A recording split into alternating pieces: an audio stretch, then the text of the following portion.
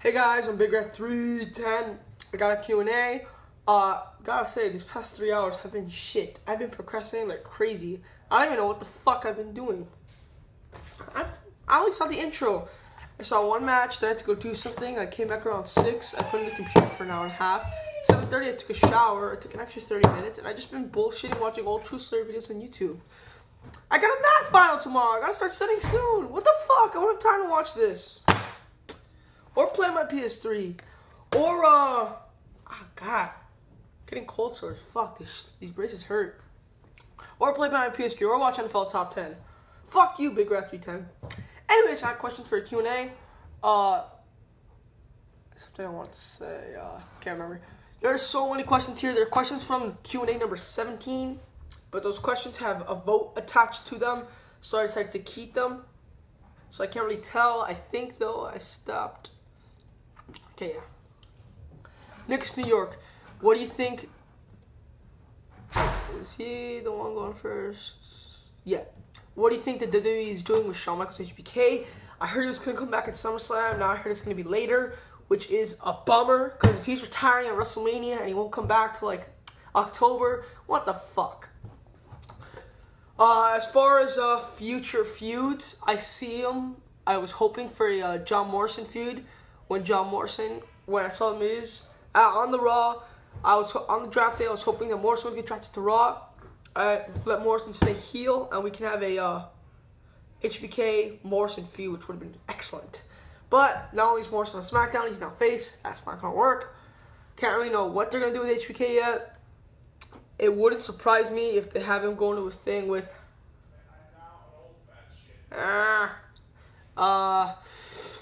Legacy. I don't see him going directly after Randy Orton. I see him going straight to Legacy. It sounds weird, but I just don't think they'll do HBK Randy Orton again. Y2JR, yeah, Nalva 1990. Do you like Edge as a heel or face? Heel, because as a face, I never bought him as a main eventer as a face. I would like to see him. I guess I would like to see a main event as a face, but honestly, not too much. What's your favorite WWE theme song of all time? Damn it! My brother took my iPhone. I have my favorite theme songs on there. I liked Ken Shamrock's. I like the Nation of Domination. And there was one more, but I can't fucking remember it. If you mean theme song for a pay-per-view, then by far my favorite is Ugly by TheXxstraightedgexx in Survivor Series 2004. That was a very good song. It's also on my iPod. The TheXxstraightedgexx. How do you feel about Kennedy now? I like him a lot. Hopefully this feud with Randy Orton can be really, really well after Batista. Do you like him as a face? Yes, I do. I haven't. Although he's not as good as the mic as he was when he was a heel. When he was a heel, he was amazing on the mic because heels naturally talk more than faces. Because, you know, that's where the phrase comes, put up or shut up. So, he's not talking as much, which is a bummer, because he has true, genuine talent. And this past year, we haven't really noticed it because of the injuries and everything. Hopefully he'll get more mic time, though, because that's what he really needs. Do you think he'll win the WWE title at the Great American Bash? It's called the Bash now, not the Great American Bash. And, no, I don't think he will. Even if he does feud with Orton at the Bash, which I don't think he will, I think maybe they might want to elongate the Batista feud into Night of Champions.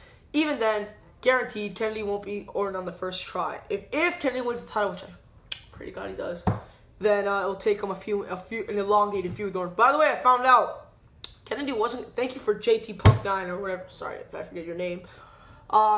Kennedy wasn't gonna cash in at WrestleMania.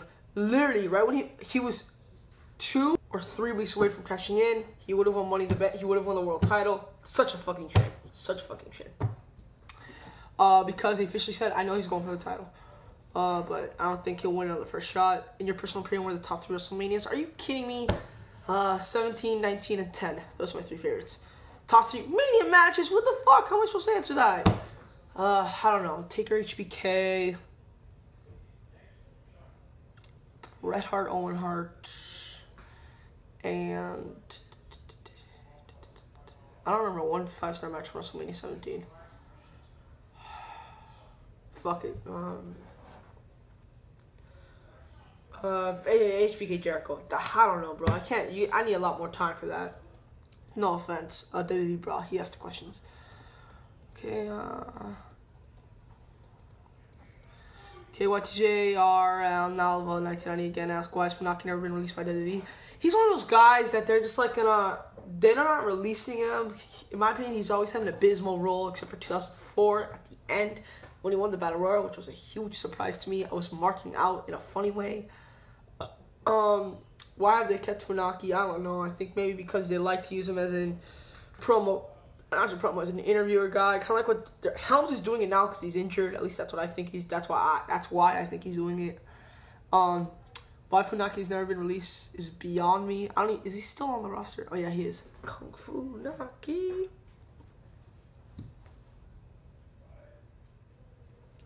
I don't know. I guess maybe they have an attachment to him. Maybe him and Vince McMahon set out a deal on the back corner.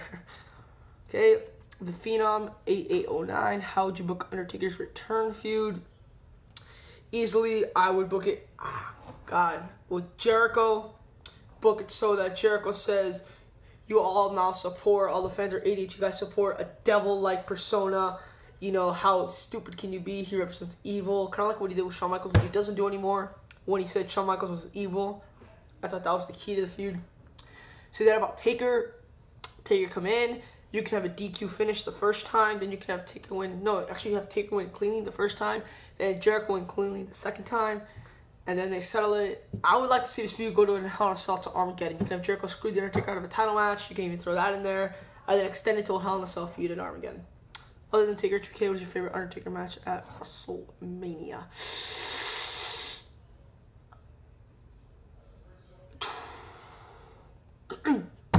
Okay, I have been asked this question before. No, it is not Undertaker Kane, despite what most people think.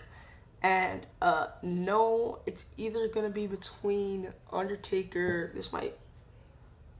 I like Undertaker Batista better than Undertaker Edge, believe it or not. Yeah, I know, it's surprising. And I'm going to have to say Undertaker Batista or Undertaker Edge. Nah, Undertaker Triple H or Undertaker Ric Flair. Probably Ric Flair, since that was my first WrestleMania that I saw on DVD. The 04 was one of the first ones I saw live. Great match. It's still one of my favorites today. I'm going to have to say Taker or Ric Flair was my favorite. And finally, the questions of the Q&A. Questions of the night. Thank you, Bradley Loves Peanuts. First off, have you seen Amazing Red in ring since his return? And do you think they'll use him right in the X Division or bury him? Knowing TNA, it wouldn't surprise me if they bury him. Because guys like AJ Styles and Christopher Daniels, who should be main eventers, are still considered by TNA mid-carders. So I don't know what the hell to consider Amazing Red. I hope they don't bury him to the ground. Haven't seen much of TNA, so I don't know how they're using him. I have read spoilers. Looks like he's not doing much. And spoiler alert, he's going to lose to Suicide. I don't know. I really hope they use him. He was my favorite X Division wrestler. I really hope they use him right. I'm praying that they do. Second look ahead, 5 years. Do you see any way Impact can rival the ratings of either SmackDown or Raw? Honestly, I've seen 5 years. If it goes to pace that SmackDown, I'm hoping SmackDown gets past the 3.5 ratings barrier because it really deserves to be past that. Can Impact rival it? Honestly, no, unless it moves to Monday nights. If it moves to Monday nights and has the Monday Night Wars, then definitely, easily. But if they don't move to Monday nights, I don't see it happening in 5 years because there's still a lot of work to be done. A lot. Even TNA in 2005, I don't think they can. Honestly, I don't think they can compete with WWE. In February 2007, they have what people call the Thursday Night War. Because of the Kennel Dog Show, WWE and TNA went head-to-head. WWE scored like a 3.5, and TNA scored like a 0.6. And that 3.5 would have been higher, but people forgot that Raw was on a Thursday. So, yeah, I don't think so. And that was, 2007 wasn't really that great, but it was a lot better than what they're presenting now. If that can't rival it, I definitely don't think this can rival it. So if you go back 5 years, you might get just as good as that, but you still need a lot more time. If they move it to Monday nights and go from 8 to 10, hell yeah, I definitely see them. No, 9 to 11, hell yeah, I definitely see them rivaling the ratings. I don't expect you to use both, okay? P.S. In 5 years, you'll be a TNA mark like me, LOL. I was a TNA mark. I used to be in early 2007 when I read Mick Foley's book and realized that all the wrestling, how it really is. So, yeah, I was a TNA mark. I'm not anymore, honestly. The last TNA pay-per-view that I have on DVD was Destination X 2008. I remember there's a period where I was so obsessed with TNA. I have every single pay-per-view. It's in my closet all the way over there. Ever since 2004. And Destination X was the last one I bought after lockdown, which I actually ordered. Couldn't get into it anymore. Okay, this is a very good Q&A. I'm Bigrat310, and I'm out. Peace.